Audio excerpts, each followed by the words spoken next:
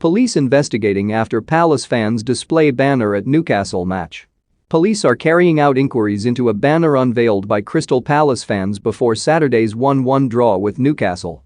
The banner, depicting an image of the club's new Saudi Arabian owners, PIF, about to behead a magpie as faceless fans in the background sang, "We've got our club back," was unfurled by Palace supporters before the 1-1 draw at Selhurst Park.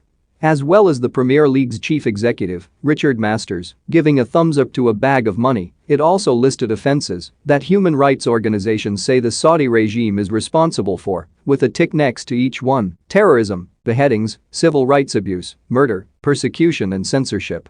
A statement released by the Holmesdale Fanatics supporters group later said the Premier League had chosen money over morals in allowing the takeover, adding that it had done business with one of the world's most bloody and repressive regimes to give the thumbs up to the deal at a time when the Premier League is promoting the women's game, and inclusive initiatives such as rainbow armbands shows the total hypocrisy at play.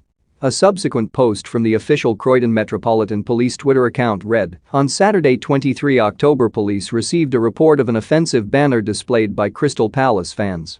Officers are assessing the information and carrying out inquiries. Any allegations of racist abuse will be taken very seriously." The Holmesdale Fanatics were not the only Palace fans group to protest against a recent Newcastle takeover. Proud and Palace, the club's official lesbian, gay, bisexual and transgender supporters group, posted a video on their Twitter account which highlighted the imprisonment of Suhail Al-Jamil in Saudi Arabia.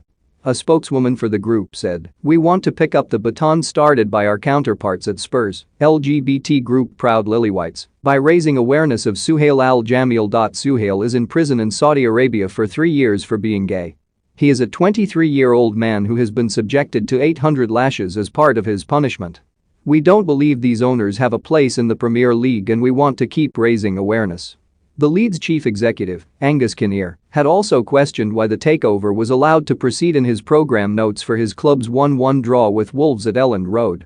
He wrote, "The media and public have been left debating why the Premier League owners' directors test is harder to fail than GCSEPE, but now our real focus should be on how the new owners of Newcastle embrace the values of equality, diversity, and inclusion that are core to every club's membership of the greatest league in the world.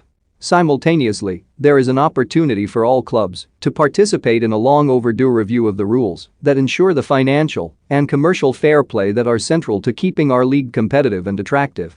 After the bitter schisms within the league caused by Project Big Picture and the European Super League, we have at least found an issue which unites at least 18 clubs. Newcastle's interim manager, Graham Jones, meanwhile, paid tribute to Callum Wilson after the striker's spectacular overhead kick secured a point in Jones' first match since succeeding Steve Bruce. Despite their winless run in the league now stretching to 9 matches, and with Newcastle still in the relegation zone, Jones, who is expected to take charge for next week's home fixture against Chelsea, believes Wilson can be the player to help them climb the table. "He's a unique striker, the best natural finisher I've worked with," said Jones. "But we need to start with that base and have a little bit of defensive solidity in order to allow Callum to perform. Every game will be addressed on its own merits for every match that I'm in charge. But one thing that can change is the mentality." Newcastle released a statement during the first half of the match at Palace, backtracking on the request earlier in the